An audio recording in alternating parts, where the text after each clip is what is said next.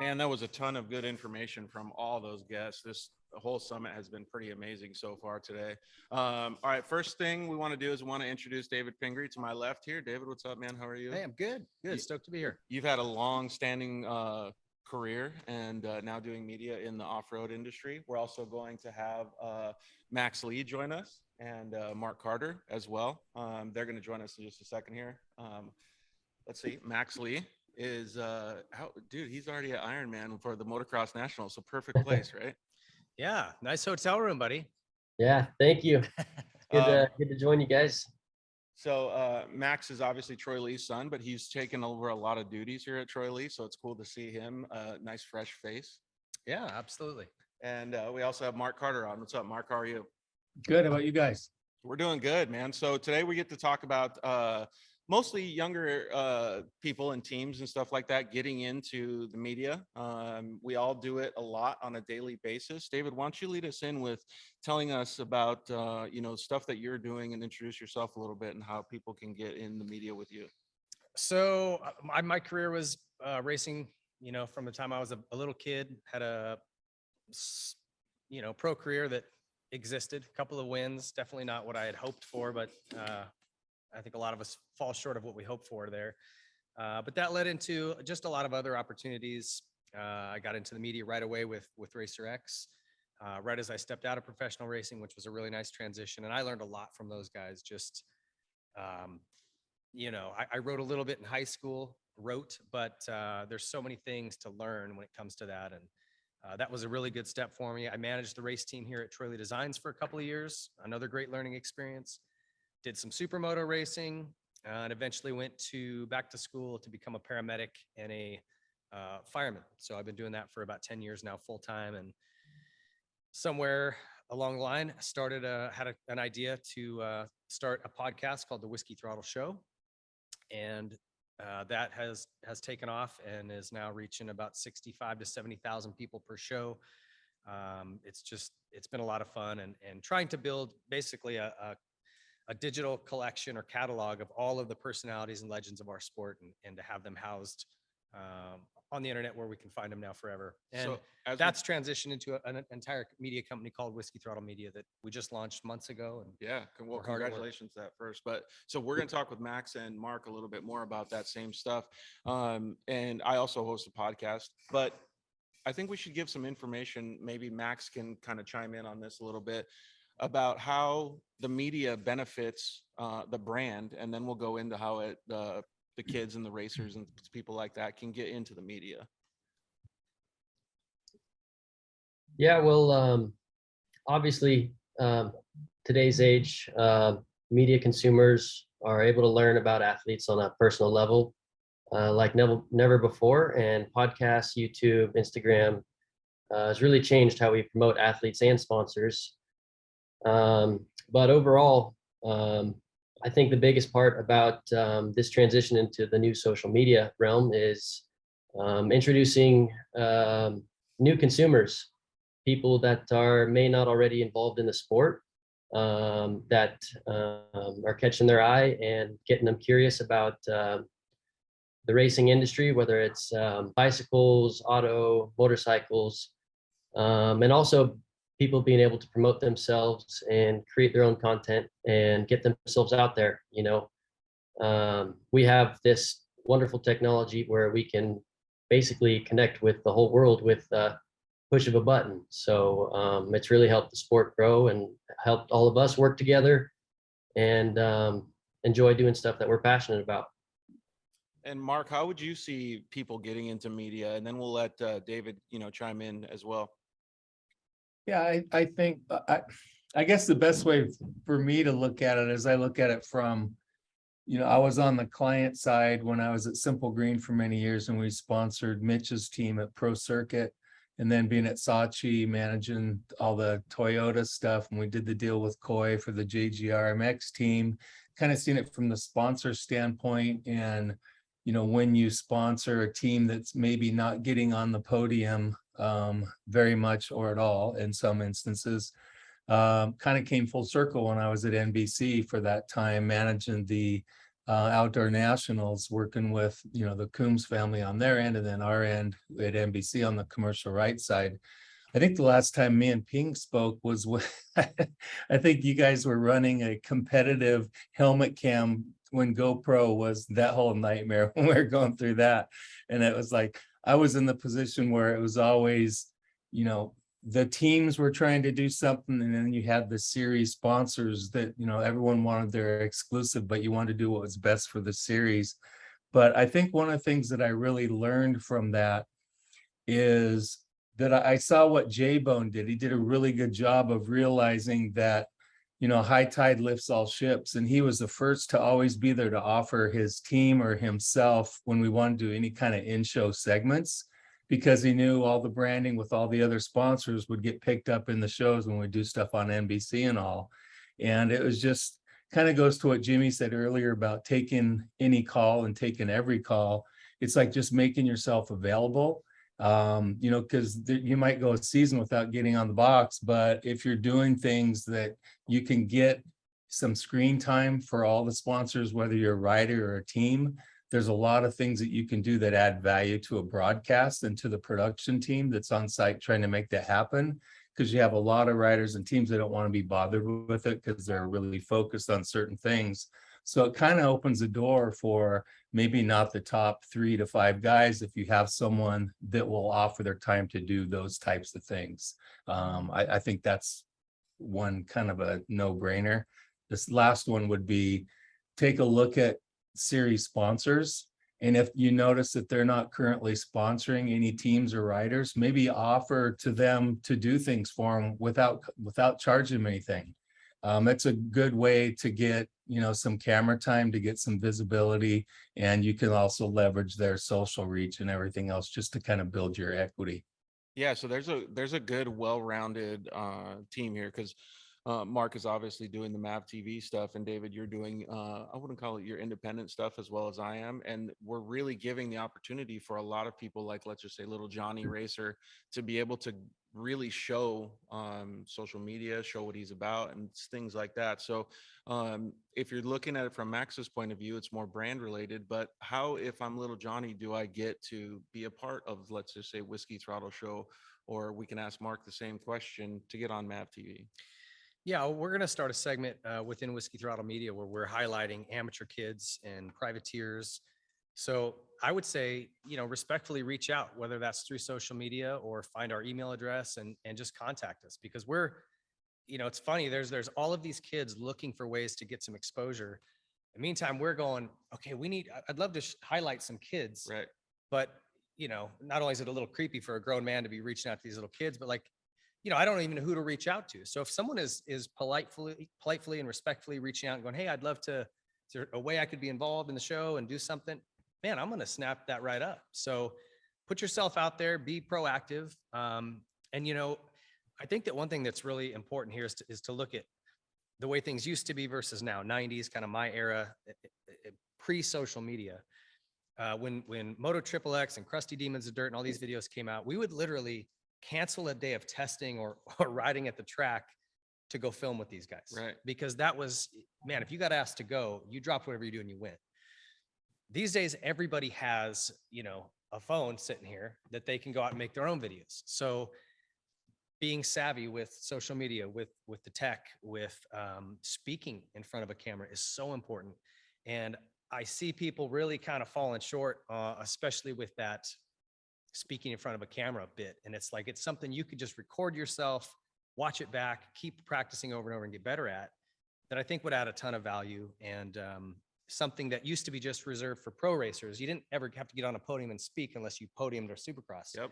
Now, every single day, you should be on your phone doing some type of media and promoting yourself and your sponsors. Let's look at it from Max's point of view as well. So Max Lee, since you're out there actively seeking riders and supporting riders on a daily basis, when you hear David say something like that, do you ever suggest that kind of stuff to your athletes? Like, do practice runs in media? Like, you have a podcast that you're going to be on. You're going to be on the Whiskey Throttle Show. And do you suggest that they go practice in front of the camera, in front of a mirror, stuff like that? Yeah, definitely. Anytime you can get practice in front of a camera, I think it's very beneficial. For a lot of these young up and coming kids at the training facilities and stuff like that, I know their main focus obviously is training and racing, but obviously if you're not the podium guy every weekend, you need to still be able to make sure your voice is heard and you're getting eyes on your content. So yeah, I highly suggest that these kids go out and practice filming and creating their own content. But I think what's really important is that they have a clear message on a clear idea on the message they want to send to everyone out there, whether it's information, maybe tech tips on writing technique, or just keeping everybody up to date with what they're doing. But overall, I think you got to provide a service to your media consumers, right?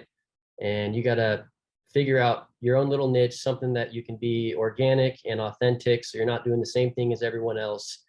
And that's something as a sponsor that I'm looking for. Like, how can we be a part of this kid's passion? What is he doing? Do we share the same values? And do we kind of align together that we can kind of grow each other together and help him out, help TLD out, and overall gaining more views?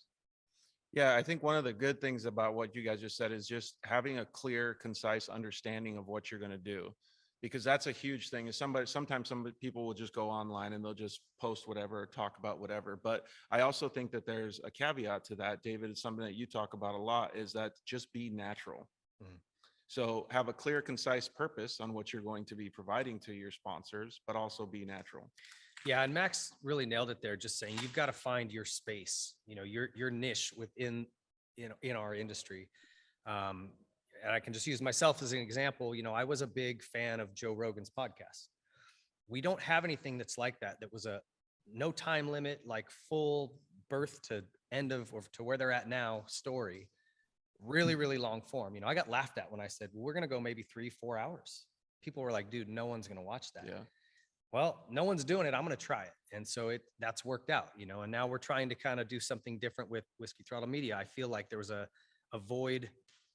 Everybody has sort of shifted to focusing really heavy on race results, on pro racing, and just following that. And it's like, well, what about the community and the culture and the personalities and the people? And so that's what we're focusing on. We've sort of found something that was missing and go after it. So I would say, whether you're a local kid, an up and coming hot amateur, like, find your spot and really go after that. Yeah, and I think what you're doing actually gives a lot of opportunity for kids to tell their story as well. So 15 seconds in Instagram story is not very much, right? But 2 hours to tell a story. Maybe the story is not exactly about racing. Maybe it's about racing and helping grandma get cured breast cancer or something like that, right? And the opportunity lies with stuff that you're doing. And there's a lot of the stuff that Mark is doing as well with Mav TV. You guys really attach to stories as much as you possibly can too. We've been the butt of a lot of stories this season, unfortunately, on the streaming platform. But it's interesting because it's yet another lesson in humility. You just got to suck it up. And it's like, yeah, we completely dropped the ball on the streaming platform, but you look for opportunities in there. One of the big ones that we're kind of identifying right now is, what can we do in and around the lifestyle of the two-wheel space? I think there's a lot of stories to be told. I mean, the fact of the matter is, motocross has never had as many hours of broadcast as it has this year. When you look at the pre-show, the post-shows, and the 4 live on one network and all that.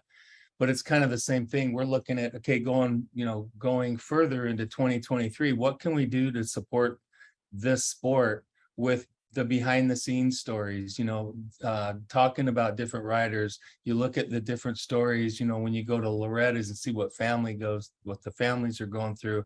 There's so many things out there that can make for some really compelling content. And kind of like we're talking about Ping's Whiskey Throttle, same thing. It's like there's so many stories that he speaks to and through that can help develop that. And those are the types of things that we're going to be looking for.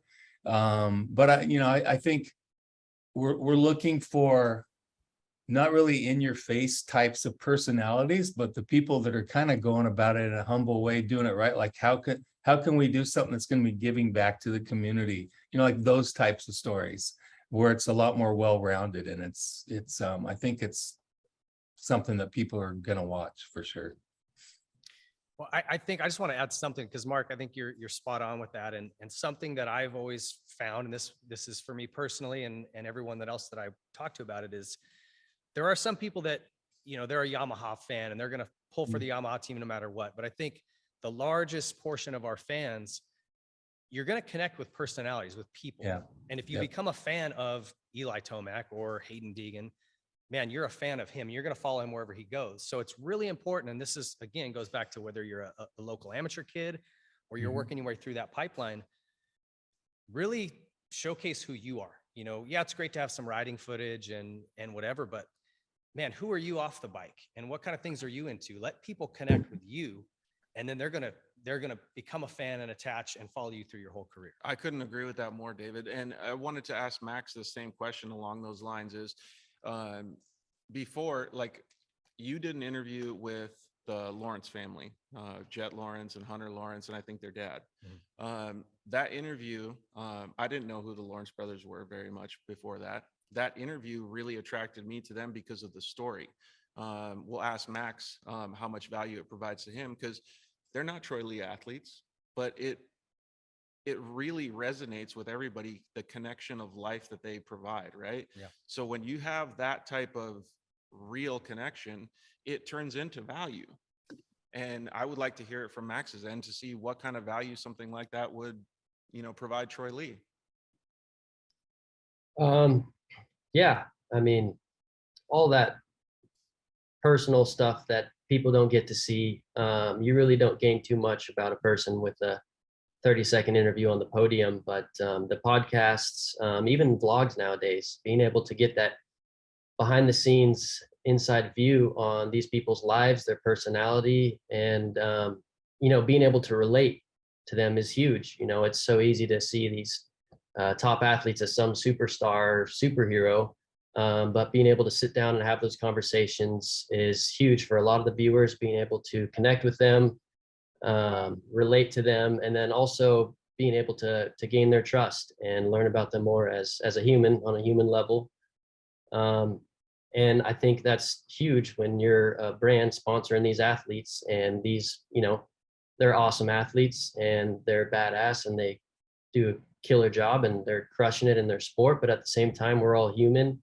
We're all the same. And to get that aspect of things is a completely different view that I think not many people get a chance to see. So that's something that I see a lot of people out there looking for, and they want to hear more about. Have you seen value come through with some of your athletes, like starting their own vlogs and different things like that?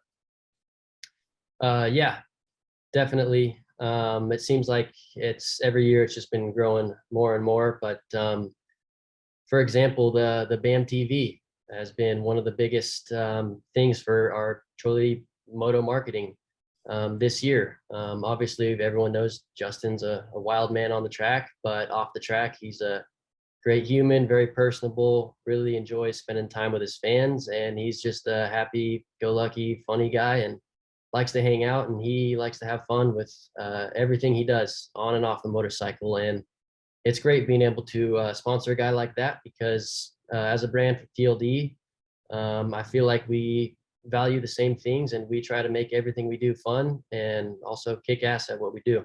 So yeah, so a lot of the value that I heard come out of that, David, was that there's a connection.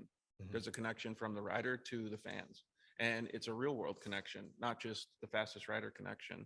So a lot of those things I think that you can help bring out. But what do you suggest to little Johnny if he wants to be able to show that? Well, look at some of the ones that are working. BAM TV is a great example. He's done a great job of showcasing who he is, which then endears people to his race team and Troy Lee Designs and all of his partners. Another one would be Dean Wilson.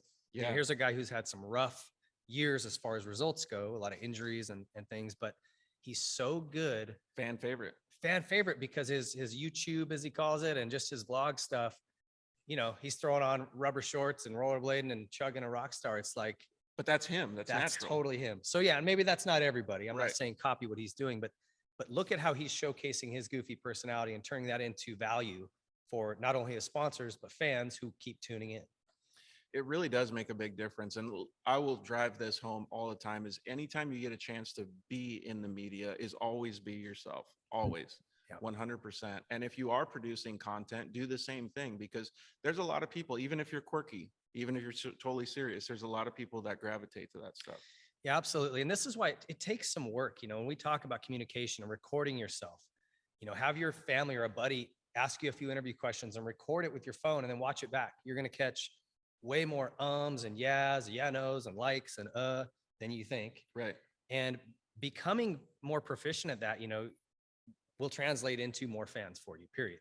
Yeah. And it's just like practicing on your dirt bike. You want to get the results. Well, you now, you know, it's 2022, media is all over the place. You need to practice that as well. Yeah. And another big thing is, you know, what is communication, right? 90% of it, up to 90% is nonverbal. So that's another big part of recording yourself. Are you fidgeting with your hands? Are you, you know, there was a particular interview in Supercross this year. I won't blow the rider out, but he must have touched his hat and picked at his jersey like 100 times during this podium interview. It was all you could see. That body language, okay? Just juxtapose that with like a Travis Pastrana, constantly smiling, thumbs up, always engaging. Man, people love that. It doesn't matter what he says. Yeah. Right. So work on that and be yourself, but man, be the best version of yourself, I guess. Yeah, I think that's a really good, a good piece of advice. So, Max, when you're, you know, seeing riders that you have on your guys' roster, do you guys help them at all? And maybe it's somebody not like on the pro team, maybe it's an amateur rider. Are you guys able to help them as being their sponsor, giving them feedback on what's best for them and what's best for you guys? Yeah, definitely. We, especially our amateur athletes, we try to be involved in that side as much as we can. And, you know, we're constantly hiring photographers, videographers at all the events, getting interviews, but also trying to connect our amateur athletes with our top level athletes, like the Justin Barcias. And we bring them out to Loretta Lynn's this past year, and had Justin talk to all the guys, all of our amateur athletes. Michael Mosman came out, did track work with all the guys. And companies like Gas and KTM with their Orange Brigade program also do a big part, and interview, training and talking behind the camera. But ultimately, like I said, we try to keep this win-win mentality, and we help you, you help us. So I'm constantly giving feedback on where they can improve, what I think they should do that can help them get more views overall. But also, like you guys said, being personable, being authentic, just being yourself is huge, because if you're only seeing people, I go back to this podium reference again, if you're only seeing a 30-second interview on the podium, you're not getting much there. But all the authentic, organic, behind the scenes, whether it's a vlog or podcast, content that these people are watching, I really think it makes it easier for the fans to approach the athletes, because they feel like they already know them more on a personal level, and they want to hang out with them after watching that. And so I'm constantly telling the kids, you know, be happy, be positive, be someone that you would want to hang out with, and don't forget to be yourself. Yeah, I agree with that 100%. And like, speaking of the podium interviews are actually a pretty good example, because like Max said, you only get 30 seconds, right, David? So you have to have 30 seconds to be able to show your best you. Mm-hmm. And when you do that, you really need to be authentic. Like, actually, we should ask Mark this question. Mark, what are some of the best podium interviews that you think maybe you have seen, or some people that do it the best? Well, I was going to start on the other end, but I'll start. Okay, well, yeah, let's start at the worst then. I just don't ever want to see a cue card and someone standing off the podium.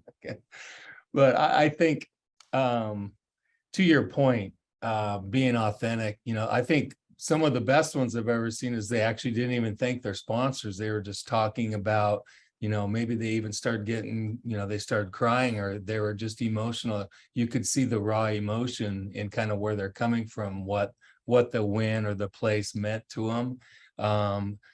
Something that people can relate with. You know, I think people are, it's just so canned when people start thanking their sponsor, and it's like, this is a time where you can really be selling yourself and your personality. as opposed to just, throwing out a name. That's not going to move the needle on anything, in my opinion, just from the media's perspective of it. That's where I would start.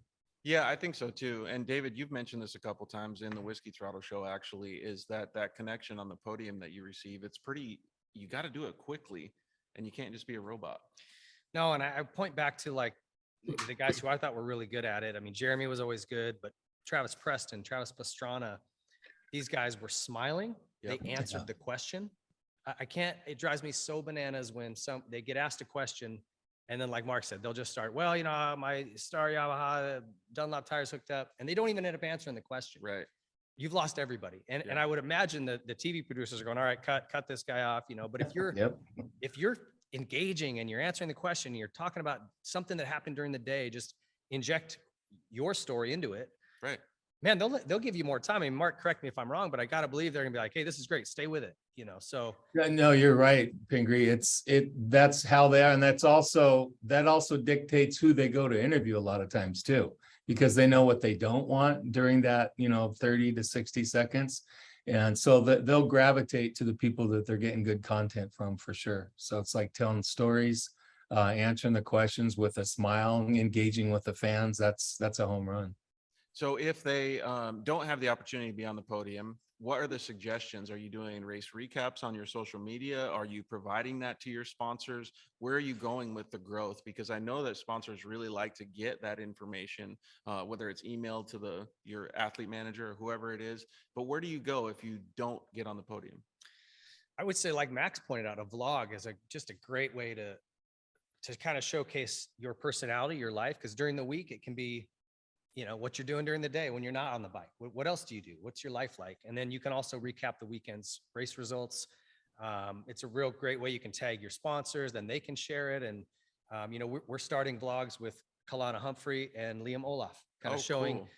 two different paths, right? Kalana's more like this Tyler Behrman type, and Liam is this hardcore racer, so we're going to be able to watch their stories from Whiskey Throttle Media. So I'm always looking for those little ways we can get people to connect with individuals, right? And I think if you can do a vlog or something similar to that, just easy, simple way, you can do it with an iPhone. They're so good anymore. Right. And even if you don't have the opportunity to share it with Whiskey Throttle, you could share it with all of your friends, your family, and really, really grow your audience from the ground up. I think that's what Max was saying, that it really provides the most value. And then, so Max, when they start having that digital library, let's just say they're a year into it and they've missed the podium, but they're really growing as a racer and their race team has grown and there's little sisters doing it or whatever it is. Now you can go look and follow those stories or follow that social media in their whole library of content. Yeah, definitely. And another big point I wanted to touch on too is sponsoring so many different athletes with so many different races going on, especially across so many different sports.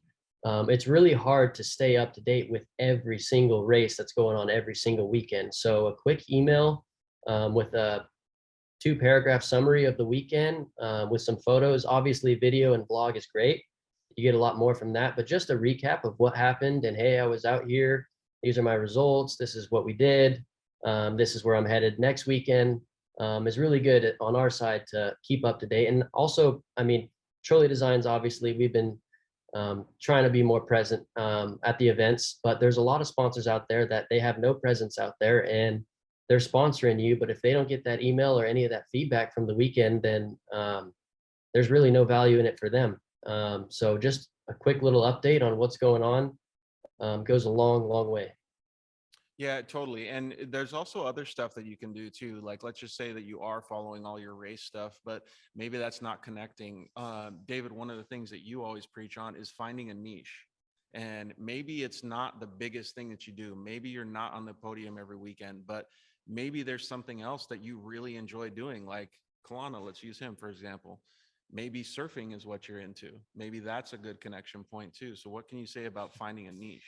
Yeah, that little booger just got invited to the surf ranch, Kelly Slater's surf ranch, which is like bucket list for me. Stuff like that. And, Yeah. and not everyone's getting invited there, but what other talents do you have? Do you play the guitar? Cole Yeah. Seeley used to be great. Like, little clips of him playing the guitar, or Adam Enticknap rapping. Doesn't matter what else you do. show your personality, show who you are, because that's why people are going to connect. And that also makes an opportunity for your sponsors to get somebody else to ride a motorcycle or to buy gear that may have not ever been there before. So it's a really good connection point to get people to into the motocross industry as well. So Max, when you see that, are there a lot of crossover things like that that you guys look for? Yeah, ultimately, obviously, we look at results. We want to sponsor the kid that's winning. Everyone does. But realistically, I want to help a kid that has a good attitude, a good head on his shoulders, has a good family, someone that I want to go to the races and hang out with. And I can, if he's a motorcycle racer, he's down to go mountain biking and down to go fishing. And there's so much more about sponsoring an athlete than just giving them product and paying them their contingency. You know, when we sponsor an athlete, I'm looking for a long-term relationship with this kid. And I want to be able to, you know, grow with them as a sponsor, but also as a friend as they progress through their career. Yeah. So when he talks about that progression through their career, Mark, you've seen a lot, and throughout the years, what kind of stuff or stories have you seen that latch onto you that you could suggest that maybe some of the people that are watching today emulate or they could use as advice? When I was, you know, some of the stuff I did when I was at Saatchi, the content actually was really well received, where we put Josh Grant was hanging out with Simon Dumont. You know, he's there, he was teaching him how to ride, and Simon was a gold X Games winner, free skier and that type of thing. I think anything that taps into the lifestyle and personality is good.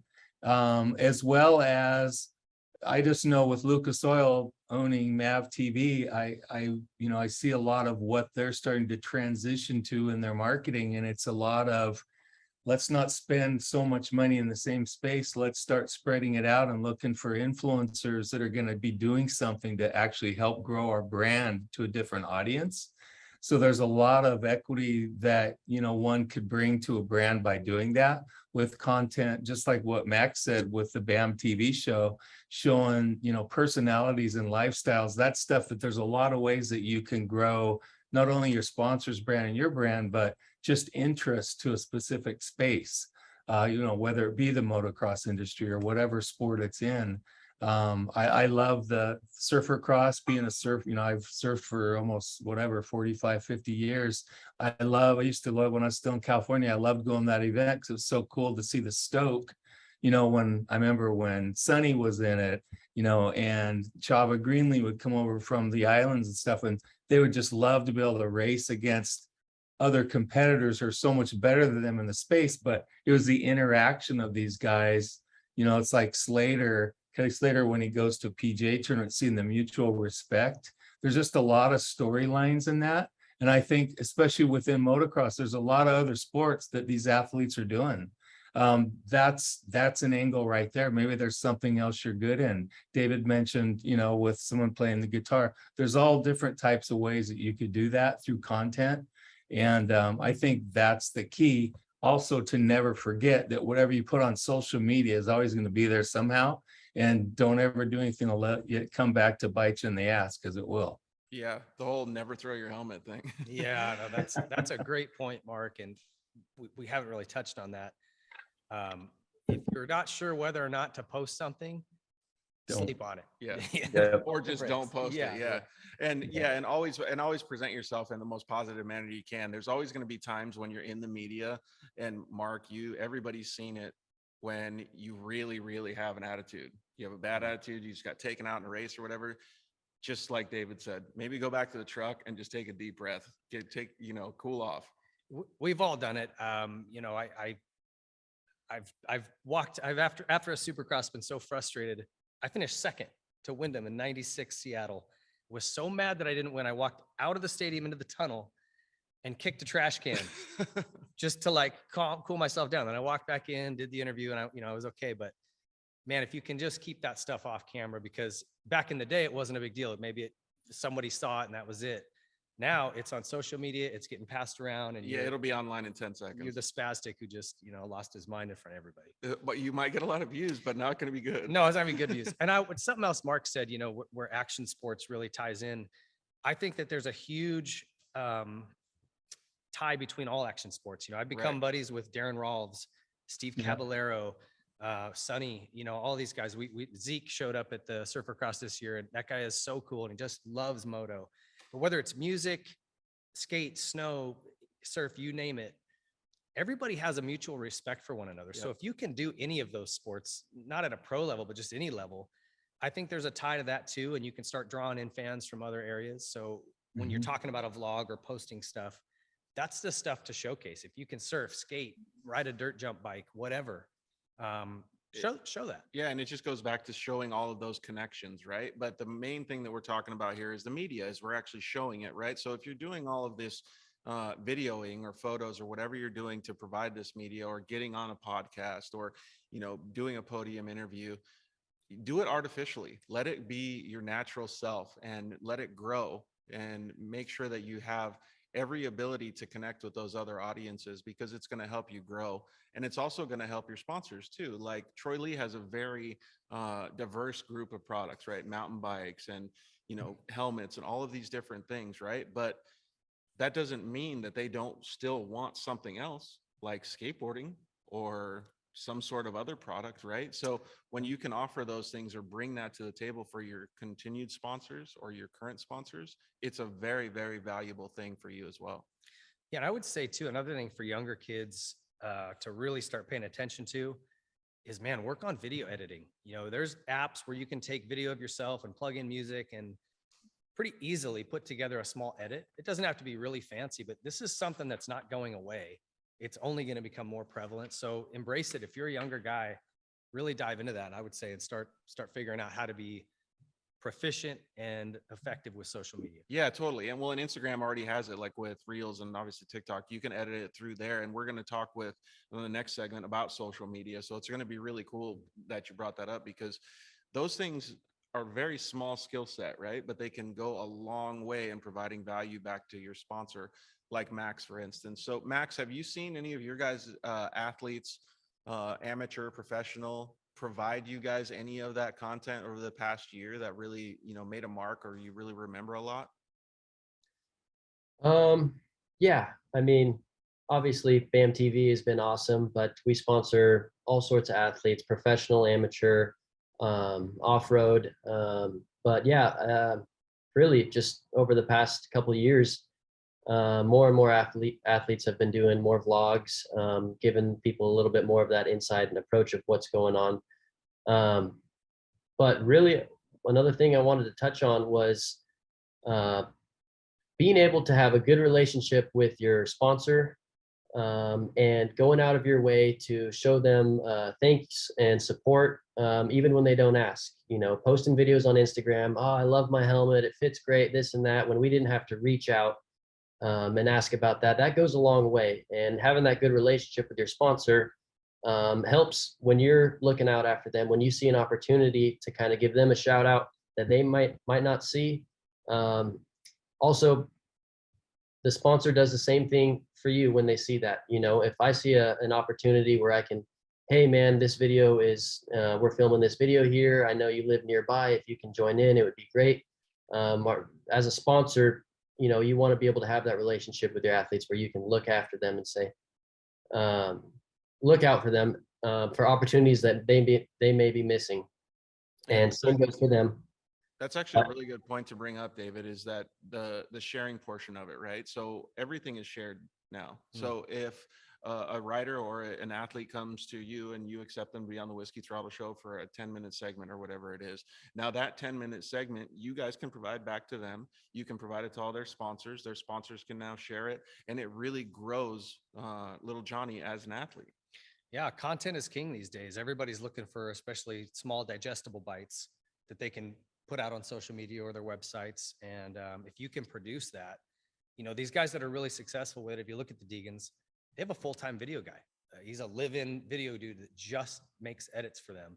And Twitch is the same way. These guys that are really good at it, and that's not obviously doable for everybody, but just to show you what the template is. Become proficient doing it yourself, because everyone, these really high-end guys have a full-time employee doing it.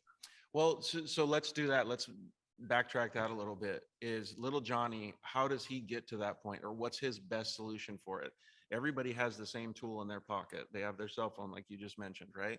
So do they do maybe some videos once a week? Do they reach out to be on a podcast once a month? Like, what do you think the best solution would be for little Johnny Racer Guy?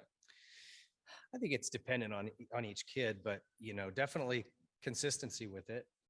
If you can do a weekly vlog, awesome. It doesn't have to be real long. The whole thing could be 3, 4, 5 minutes. Yep. But and then make sure you're tagging your sponsors. If you're a TLD guy, make sure you tag Max so he sees that, because he might have followed up with how you did on the weekend, but he can watch your vlog in 4 minutes, 5 minutes, and get caught up on your whole week. Yep, totally. And Max, do you see that same type of value? Does it matter, the consistency? Obviously, the more consistent, the better. But just the fact that you're out there doing it and trying goes a long way. But one of the biggest things one thing I really want to tell the up and coming kids that are trying to create their own content is, don't be afraid to be different. Don't be afraid to fail. Social media nowadays, it's a great asset, but also can be tough sometimes, because you get immediate feedback. And if you put something out there that people don't like, you're going to know right away. But also take that as an opportunity to learn. You're going to get feedback. You're going to try stuff that's not working. Swing at 10 things. You might only succeed at 5, but you're going to learn from all 10 attempts. Yeah, I agree with that 100%. And Mark, you've seen it a bunch as well. Like, what kind of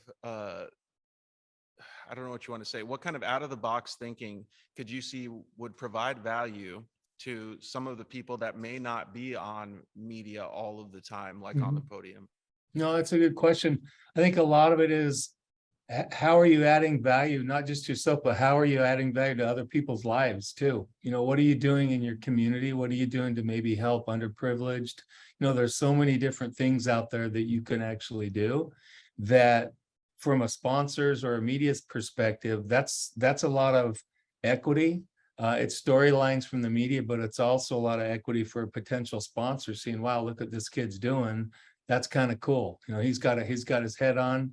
He's got a good mentality. It's not all about me, but it's like, what am I doing to serve others, to add value to others, to encourage others? Those types of things are just another way. If you're not, in the top class of the competition, you can make up a lot in that area, just from a sponsor and a media perspective, in my opinion. Yeah, I couldn't agree more. And that's actually hits home personally for me. Is I had always limited capabilities. I broke my back a long time ago racing dirt bikes, and then I started racing off road.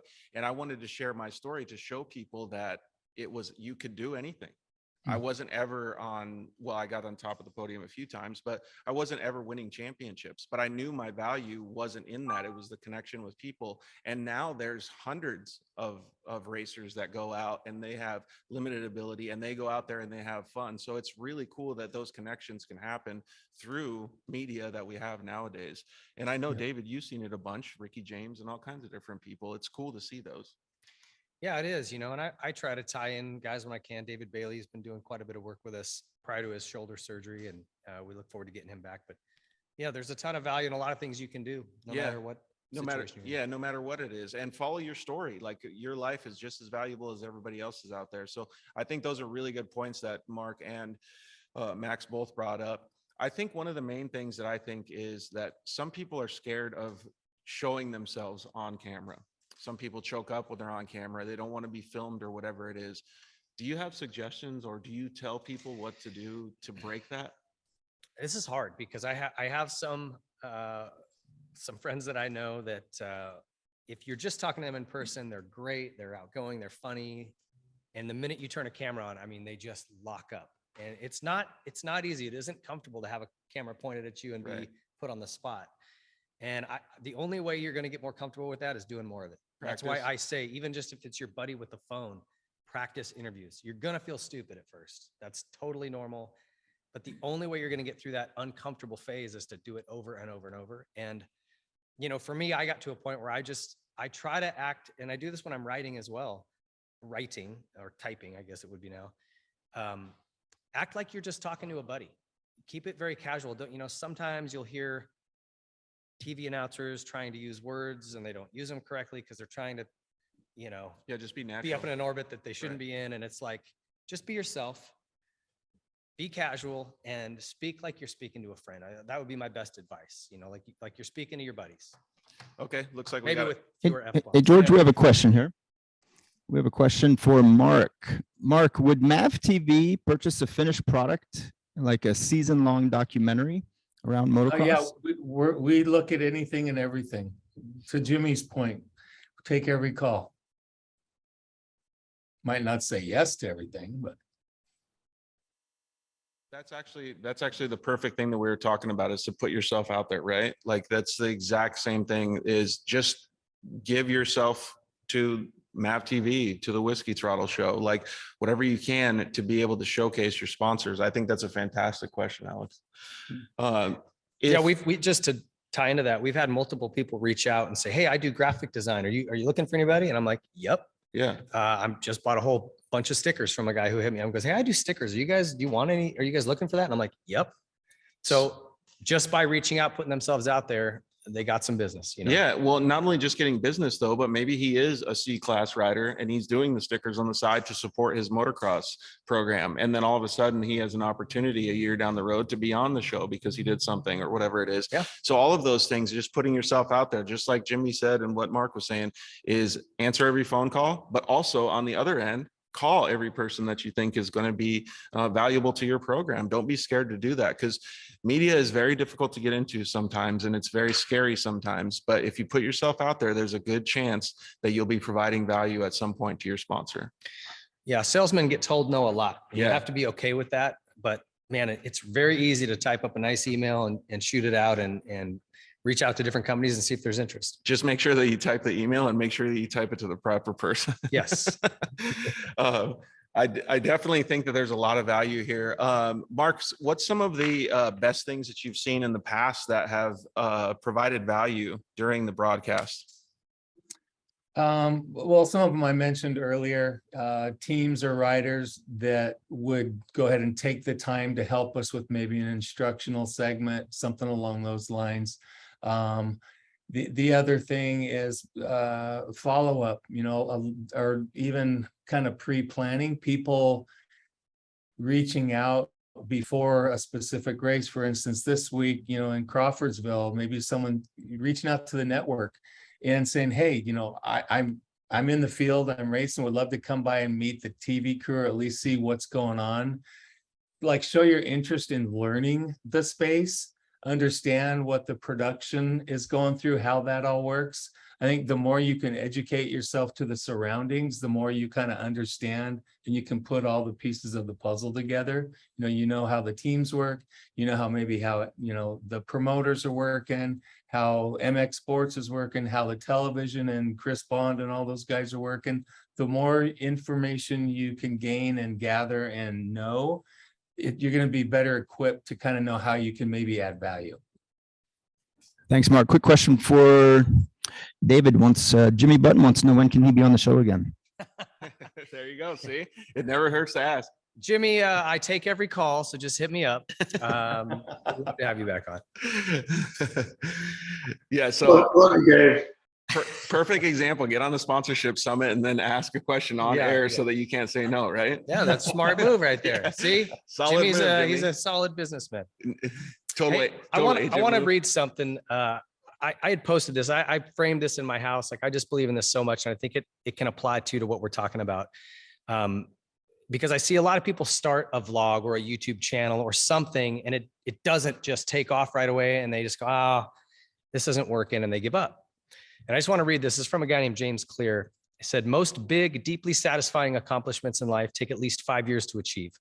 This can include building a business, cultivating a loving relationship, writing a book, getting in the best shape of your life, raising a family, and more. 5 years is a long time. It's much slower than most of us would like. If you accept the reality of slow progress, you have every reason to take action today. If you resist the reality of slow progress, 5 years from now, you'll simply be 5 years older and still looking for a shortcut." And I So- think that's fantastic. Dude, you have two things to take away from that. First of all, never give up. Just like you wouldn't give up on your racing dreams of becoming a champion, right? We'll do the same thing when you think about media or you think about all these other portions of your program. And second is numbers aren't always the most important thing. You don't have to have 1 million followers. You don't even have to have 1,000. You can have 500 followers, and each one of those people is 500 people that somebody in your potential sponsorship group didn't reach. So that means that there's value there. So numbers aren't always the most important thing. Connections are much more important. And those connections can then translate into value for any potential new sponsor in the future. Yeah, I agree. Relationships, that's what you're really trying to build, because whether you just race through high school and then go do something else, or you turn into a professional and like Jimmy Button he's taken all of those relationships that he built during his racing career and still carries those on today, right? Those relationships are what will move you forward. Exactly. So Max, if I'm not a Troy Lee athlete right now, but if I were to come in here and say, hey, you know what? I have 10 people that would like to buy gear, but in return, I would like to get, considered to be a Troy Lee athlete in the next couple of years. You would probably say something to me like, wow, George, that's good. I appreciate that. Let's sell them some gear. Let's get them all hooked up and then we'll talk later. Like those types of things in my mind would go very far. Yes. Really, I mean, with our online sponsorship program, everyone sends a resume in. Everyone's got an email. Everyone can direct message.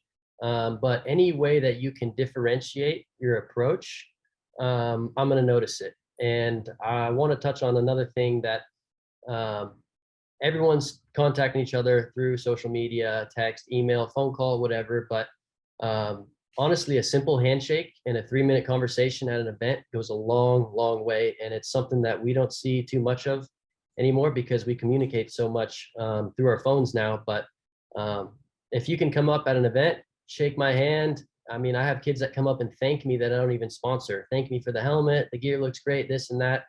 I notice that stuff a lot. And when that resume or email does come in and I say, hey, I remember that kid. I like him. I appreciate him taking the time out of his day to approach me and give thanks. That's a kid I want to help out. So anything you can do to kind of differentiate yourself on your approach, it goes a long way. And yeah, I appreciate it all. Max, I love that. And something just to add on to it, I had a sponsor of our show recently. One of the guys that works there said, hey, our boss is really big on people stopping by. And remember this, most of the folks that own these companies that you're sending resumes to and you're reaching out to on social media, they're older, right? Typically that's the trend. And social media wasn't always their jam. Old school means you walk in, you shake hands, you make eye contact, you have a conversation. And that carries so much water with most of these brands. You just said exactly that, Max, like go up, a firm handshake, look them in the eyes, have a conversation. They're going to remember that. That is so much more important than just shooting an email off. Not that that doesn't have some value, but that personal interaction, that's what they'll remember. Yeah, exactly. And that's being yourself again, right? And so when you have those opportunities, or you have to put yourself in a place to have those opportunities, just like you would put yourself in a place to have opportunity for media. But all of that stuff is still, you're connecting with your audience, you're connecting with your sponsors. And at some point you'll build, in 5 years, David, we'll use your example, you'll build your network to be big enough that you can actually start connecting all of those people that you know together as well, and then start elevating the program again. And then you'll get to a professional status, like let's just say Justin Barsha, because we're at Troy Lee, that you're really, really engaging with a lot of people. And I would say this to parents of kids who are racing. Even as something as simple as going to a restaurant and ordering, let your kids order. Let them get comfortable talking to other people and interacting, because I've seen this so many times. I go to a restaurant and the parent goes, oh yeah, little Skippy will have this and Jane will have that. We said, hey, my kids would look at me, Dad, I want this. Well, there he is, speak to him. And we forced them to do that. And now they're very comfortable conversing with people and shaking hands. It's such a simple skill, but it's a life skill way past racing that will benefit. That's a fantastic topic to bring up as well, is because that goes to the practice that you are with on being on media, filming yourself and doing all those things. And it starts at a very young age. So I think maybe that's another topic that we could cover in a different day, but the parents and helping their kids understand all that stuff. Yep, very important. Well, I think we're going to end, I don't know how many minutes we have left, but I think about done already, Mark and Max. Max, excuse me. What kind of suggestions would you have overall to anybody that wants to approach Troy Lee? Really just be yourself, put yourself out there. Don't be afraid to approach us, send an emails, whatever it is, and be passionate. I can tell when I meet a kid and he's passionate about racing and wanting to be a part of this brand, and showing yourself that, hey, like, this is what I want to do. I want to work with you guys. And also making that approach. You should have a little bit of a marketing mindset and be able to tell your hopefully potential sponsor how you can benefit them from you sponsoring them. And also going back to just meeting in person, like, you know, you might come up to me and we can't do the sponsorship, and but at least you're getting your foot in the door. You're planting that seed. You know, I might tell you no the first couple of years, but year 4 or 5 comes around and I'm like, wow, this kid has been coming up to me the past couple of years. He really wants to be a part of this program, and he's starting to really shine in his results. I'm gonna take that opportunity to help him out and try and help him grow. Yeah, I agree 100%. You know, there's something, Max, that ties into that. And I'm sure you've heard these stories. Mitch will tell different stories about a rider who wants to ride for him, and they'll call and call and call. But if a guy just comes down to the shop and Yep. sits there, I know Hansen has done this. Ryan Morris did this. They'll literally show up at the race shop every day and just go, hey, you know, like, Yeah. I want to ride for you. And, you know, Mitch will play games with him a little bit and hide out in his office, but like, it works. Yeah. Mitch goes, all right, this kid's serious. He really wants to be here. That kind of in-person interaction matters. They're old school, just like you said. Yeah. That's what really happens. Well, thank you very much. Mark will be watching MAV TV, and thank you very much, Max, as well. Have fun out there in Ironman. David, I think that there's a few things that we learned here is be yourself. Practice. Media can be scary. Practice it and do it as much as you possibly can, and put yourself out there and be find your little niche, but be natural, man, and just have a good time with it. Yeah, be yourself. Find something that connects you to your audience, that a skill that you have, you know, some type of appeal, and exploit that. You know, keep digging that mine. Be professional, be friendly, smile, and go shake hands and say hi to people and engage in person. Yep. And so Rich Hausman, Heath Coffran, and Megan Meyer are going to talk about social media now. So we'll let them get on it, man. Appreciate you coming down, David. Yeah. Thanks for having me, Max. Good to Thank see you you. guys very much. See you Thanks, guys. guys.